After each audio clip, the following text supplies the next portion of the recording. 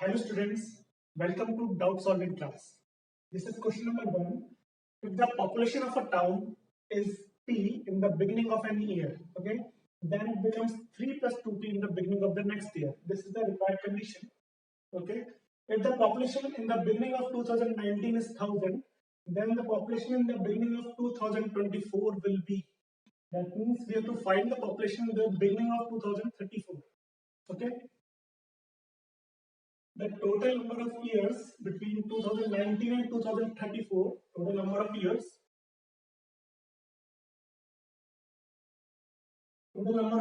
is 14 plus 1, 15 years. Next thing, that it is given that in the beginning of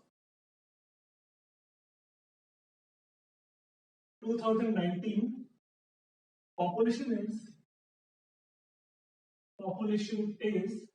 1000. Okay, population is 1000. Now we have to calculate in the starting of 2020, in the beginning of 2020, population will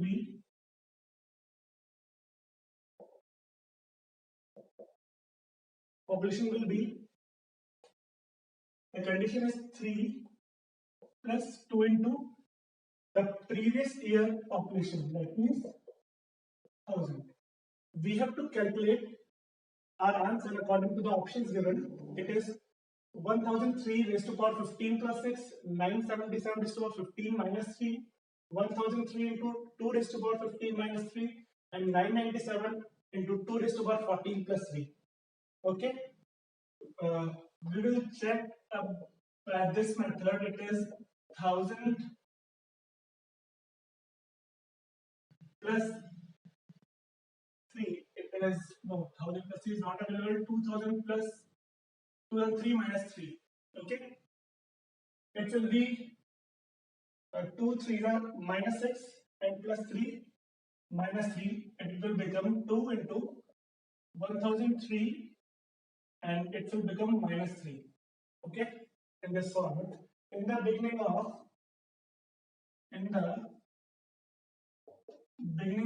2021, population will be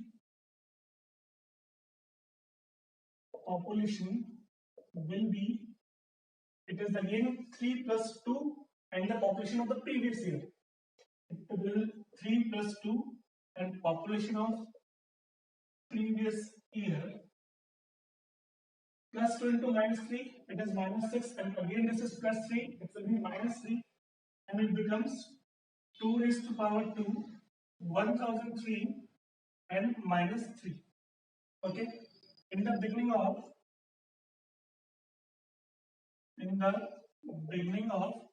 2022, population will be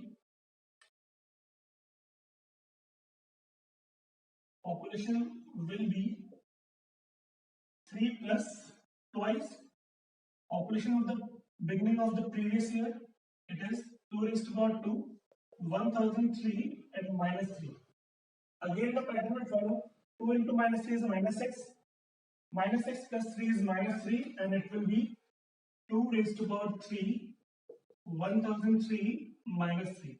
Okay, the pattern is at the beginning of 2020, the power of 2 is 1. 2021 power of 2 is 2. In 2022 power is 3. Okay, we have total number of years. That means, therefore, in the beginning of 2034, population will be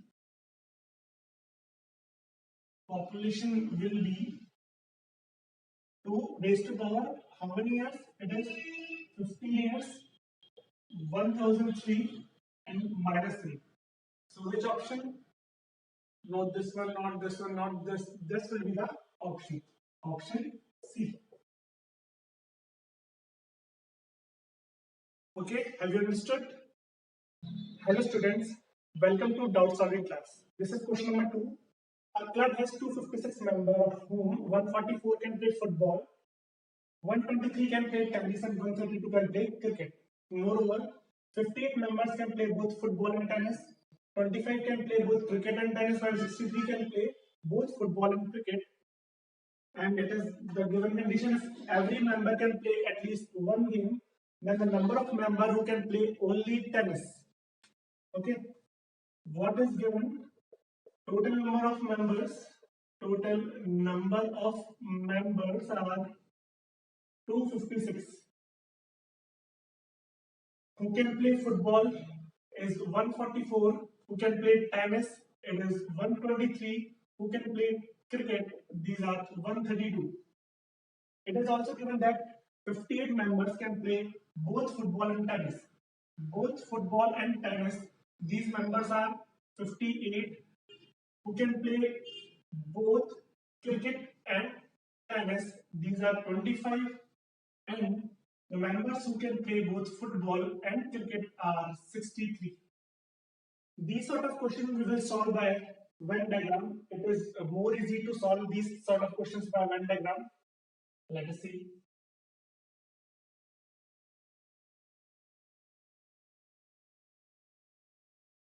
Okay, this is for football, this is for tennis, and this is for cricket. For football, these are 144. For tennis, these are 123. And for cricket, these are 132. Who can play both football and tennis? That means in this particular area, the members are 58. Who can play both cricket and tennis? That means for this particular area, these are 25.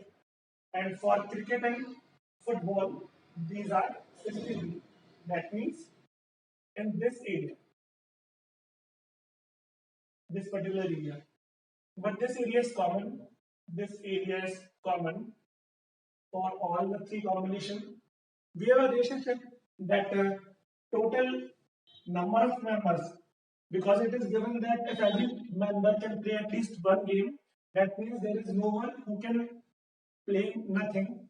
Therefore, 256 is equals to F plus T plus C minus F intersection T minus C intersection T minus F intersection C, and plus, let it assume as X.